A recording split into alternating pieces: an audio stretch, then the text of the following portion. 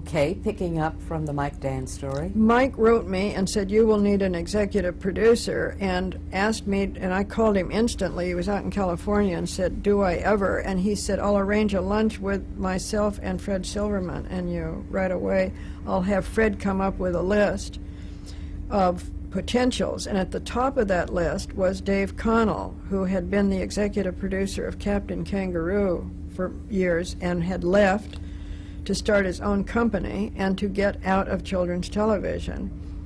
And Silverman said, and Mike agreed, that there were other choices on the list, but that this was the one to try to get. So I called Connell instantly and got him to meet with me, and he made me meet with him about 4 times before I could talk him into it, in which I convinced him that he would have a lot of artistic freedom, that I would not be breathing down his neck, that there were certain non-negotiables, one of which was there would be commercials to teach letters and numbers. There would be 4 or 5 or more hosts, but we would start with 4 who were men and women, black and white, that the show was never going to be owned by a single talent. Most shows had a Bob Keeshan or whatever. And that of course it would be an educational program, that education and entertainment would not be separate. You wouldn't say, let's put in 10 minutes of entertainment and 10 minutes of education. Every piece of education would be entertaining, and every piece of entertainment would be educational. He finally agreed to come. During this period, I had been called by Lou Hausman, who worked for the Commissioner of Education, who himself had been in commercial television, and he said, John Stone is a great talent in this business and is up in Vermont in retirement at the age of 34 or 5, and I think you should see him about being executive producer. Where had he come from? Captain Kangaroo. Ah, John Stone also. Mm-hmm. The top 3 producers, the trio, the third was Sam Gibbon, who I'll get to in a minute, but John Stone, I called in Vermont and had him come down and said, how would he feel about being executive producer? And we talked another time. He says, I don't think I should be executive producer, which was absolutely correct. He was an artist and did not want to be administrative or in charge of anything, and in many ways was the key creative talent on Sesame Street. And he said he should just come in as a producer reporting to me, and I said, no, that's the road to chaos, John. If you come aboard, you've got to report to an executive producer. Well, Dave had just about agreed to be executive producer, and Dave and John did not had a history, that they weren't great friends, and Dave says, I don't think John will work for me. So I said to John, why don't you and Dave get together? I said, often these old quarrels go away when it's years later and you're focused on something new. So they got together and indeed agreed that they could work together, and John would report to him, and so I had 2 of my team. The third was Sam Gibbon, who I had tried to get earlier, and he had said, I am not, he too of Captain Kangaroo formally. He too had moved on and no longer wanted to do children's programming. And he said, I don't want to do children's programming, period. He had helped me on Dave Connell. He knew him very well and said he would be a perfect executive producer. John Stone is an artist and should not be executive producer. He should be someone who is conceiving of the show, and he said he's a great director. He said he's probably the best children's material writer in the United States, and John was. But an administrator, an executive, he is not. And so I then had 2. Sam was the one that really understood how to get curriculum into the show, but he didn't want to come aboard. But then Martin Luther King was shot, and Sam called me the next day and said, if you want me, I'm yours. Mm-hmm. It really changed I think a lot of people probably were affected by that. and we were this one new, very hopeful thing starting up that was not aimed solely at minority children and inner city children and rural impoverished children, but that was to be the bullseye of the target, no question, was inner city poor 4-year-olds. And all these, and the show was going to be integrated both behind the scenes and on camera, which was very unusual in those days.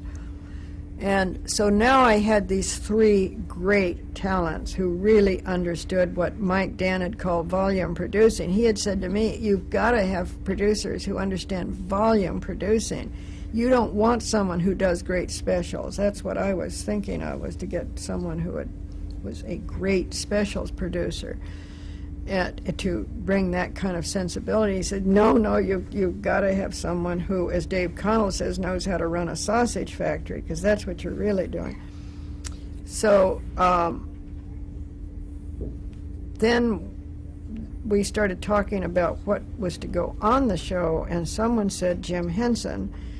And I knew the name and the work, because while I was doing the study, Edith Zorno, who came to work here as our film producer, called me and said, she wasn't with us at that time, but she was, she called and said, you've got to go to the Johnny Victor Theater and see a screening of a reel of commercials by someone named Jim Henson.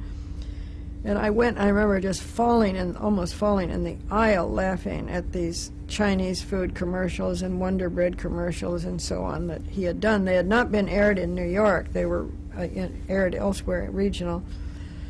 He had been on the Sullivan Show, but I'd never seen him on the Sullivan Show. He had made an occasional appearance.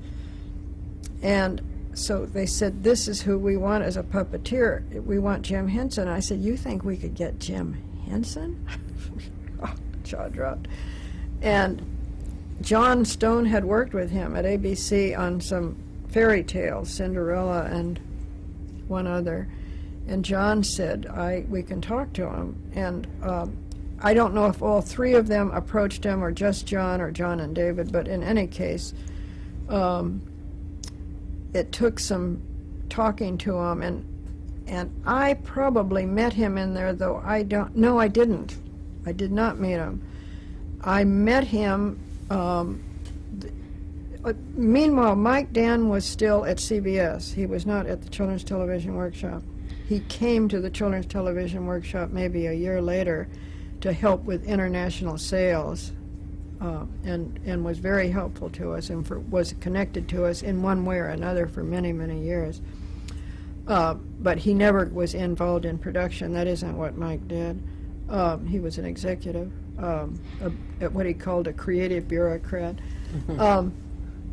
But Jerry Lesser, a professor at Harvard, became the chairman of our board of advisors, a fabulously smart guy who had been a consultant on television before. He understood television, and he understood how to work with academics and how to work with producers. It was wonderful. And he put together 4 seminars with cooperation from the Educational Testing Service, which was hired it was decided by the Office of Education and the other funders that they wanted to test children before they watched Sesame Street and test children after they watched Sesame Street to see if they learned what we wanted them to learn. Well, that meant ETS had to work with us on the curriculum so that they would know what they were testing for. And with their help and Jerry Lesser's help, 4 seminars were set up that would be 3 each of 2.5 days duration over the summer. We announced in March. Over that summer we started putting these seminars together. Their purpose was to educate the creative staff as to the issues, what was important to teach children, and so on.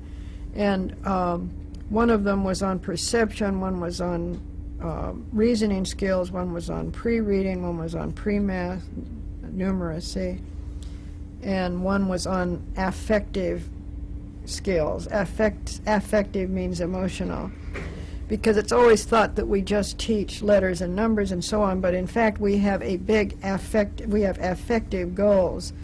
in the show all the time. Probably that's the most important contribution we've made on people treating each other in a kind way, cooperating with each other. All those things are called affective skills. So Jim came to one of the seminars, and I hadn't met him yet, and I remember seeing this. Remember, this was during the weathermen were blowing up buildings. One had just been blown up in Greenwich Village, as some radical kids were trying to make bombs, and they blew themselves up in the brownstone they were working in the basement of. And in walks, here we are sitting at the Waldorf in a conference room, looking at a screen or looking at a person up front, and someone comes in and sits in back who is bearded in thong. I mean, I don't think he had thong sandals on, but that certainly was the idea. And leather, dripping leather clothes, and he just was he looked like a hippie, long hair. And I remember whispering to Dave Connell, how do we know that man back there isn't going to throw a bomb up front here and kill us, a hand grenade? And he said, no, that's Jim Henson. So that was my first experience with Jim, and I met him, and we clicked right away, and I think he became convinced upon meeting me that this was for real and that it was a very worthwhile thing to do. He did not want to do children's television. He wanted to do family television, and he was afraid he would be ghettoized by getting involved with very young children. But he was the father of 4 very young children, and within a year or two, 5 very young children. So I think really based on that he had children and that it would be a good thing to do. I'm sure his wife was involved in the decision too, that he would become part of Sesame Street. And around the same time, Joe Raposo also was recruited. They had all worked together, John Stone, Joe Raposo, and Jim Henson, on these couple of ABC fairy tales that were on television. So that was the key creative staff then had been put together, and this was by the end of that summer. Both Raposo and Henson attended 1 or 2 seminars to hear what we were going to teach. After the seminars, Lesser and the producers and I sat around and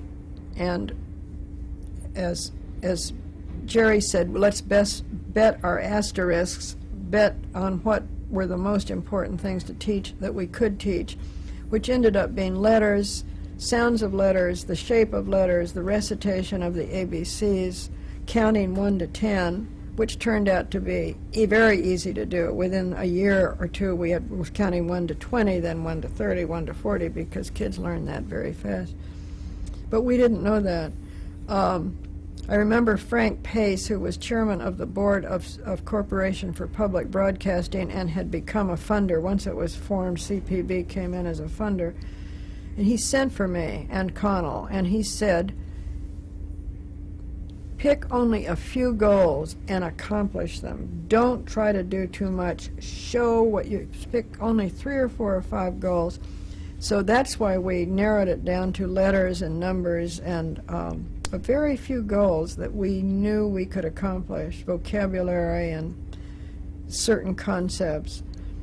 And so we spent days, the producers, not Henson and not Raposo, they would always then meet later with the producers, so I was never in very many meetings where they were present. I was meeting with the 3 producers all the time.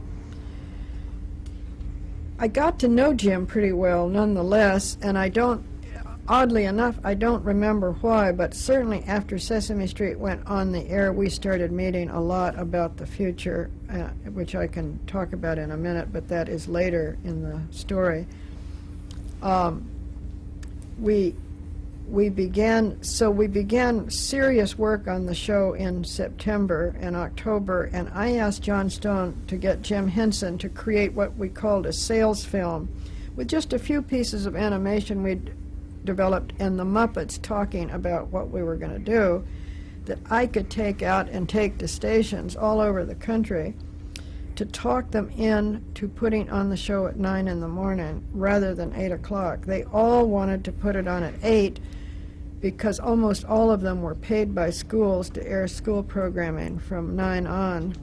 and they didn't want to give up the 9 o'clock time, and I said, you don't get the show if you don't give up the 9 o'clock. I mean, you cannot put it on against Captain Kangaroo. We are not going to try to harm the only other decent show on the air. I mean, really constructive show. So You didn't like anything else that was going on in children's television?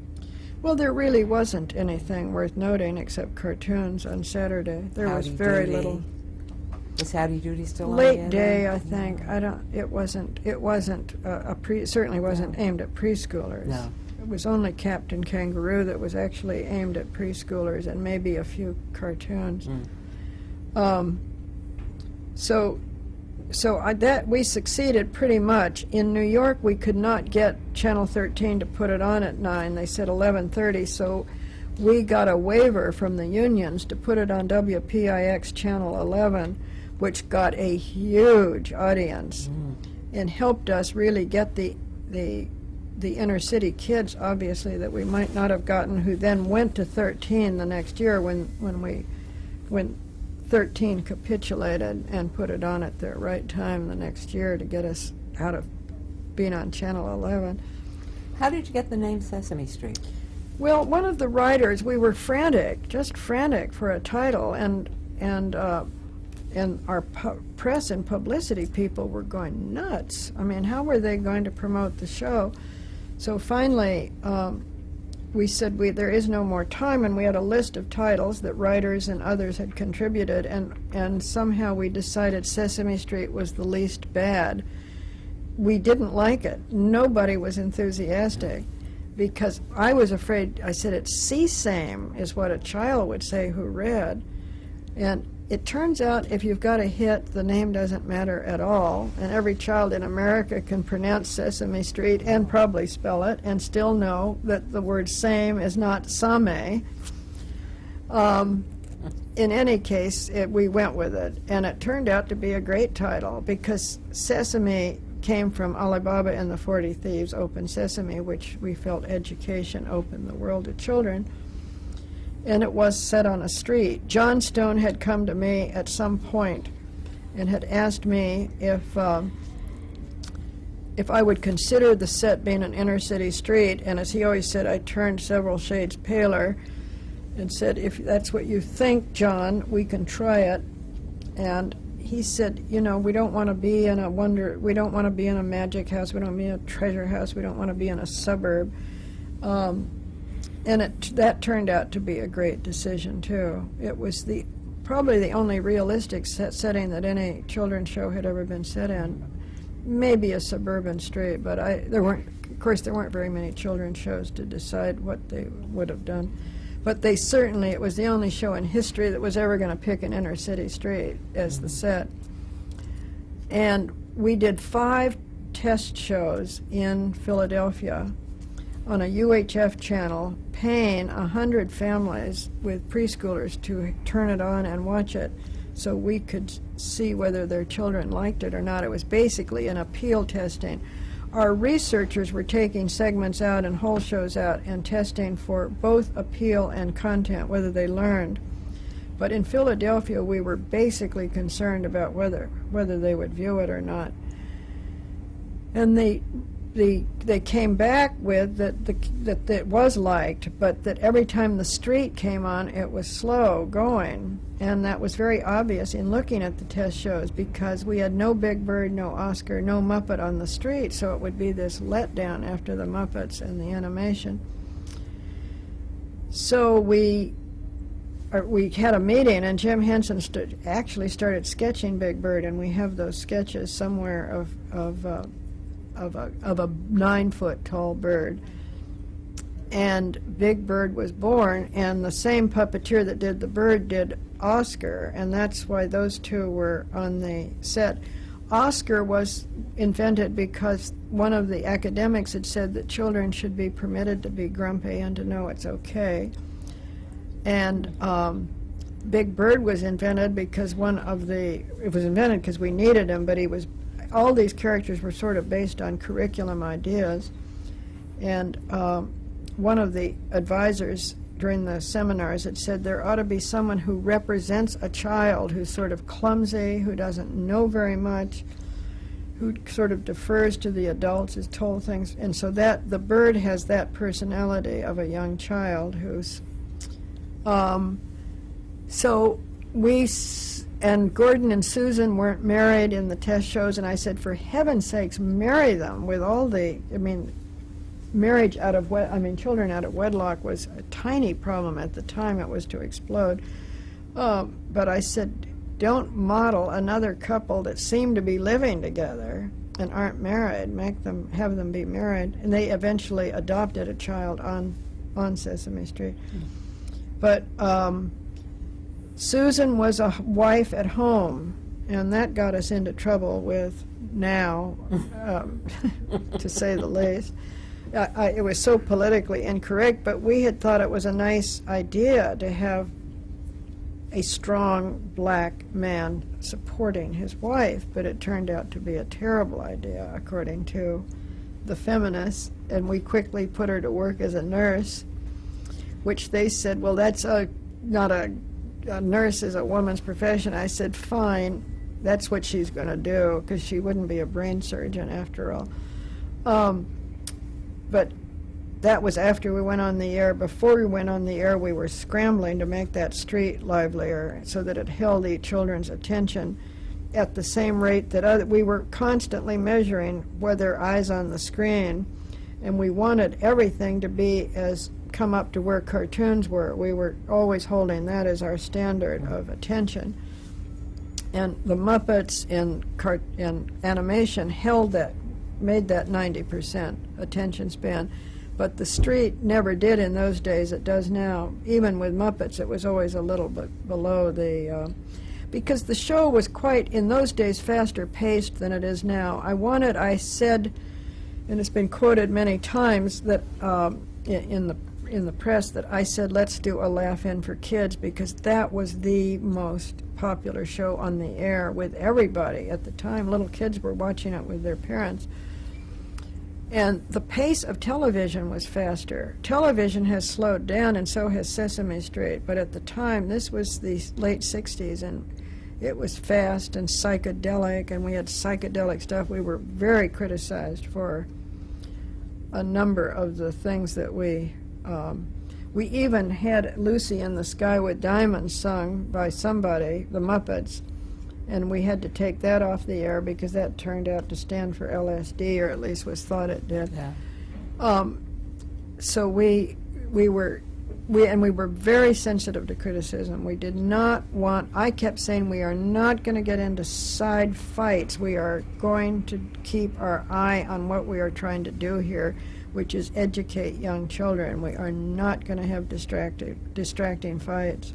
How did the ETS testing, the Educational Testing Service, what results did you get from that? They set up 4 sites and pre-tested children at each site. You couldn't do it now because you couldn't find a, quote, clean sample that they could do before the show went on the air.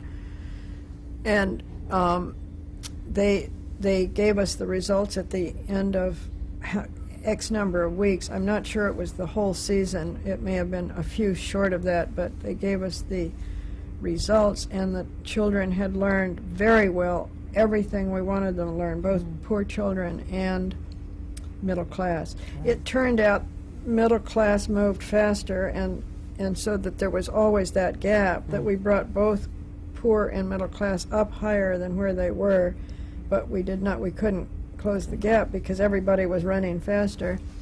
But we decided the aim was not to close the gap, rather to get all children above the literacy line so they could go to school and hit the ground running and learn to read, which is the key to education. How important was the music to the show? And I'd like you to tell me a little about the kind of guy Joe Raposo was, where you found him. And well, Joe, I didn't. He was very admired in the business, but I didn't know him nor know his work, but he had worked with John Stone and Jim Henson on these ABC shows. His music, in a way, is the most unusual thing about Sesame Street. To this day, we still use a lot of it. Joe was a real genius, and when he heard that Jim was going to be on the show and John Stone and people he'd worked with, he said, sure. I mean, he came right aboard and started writing.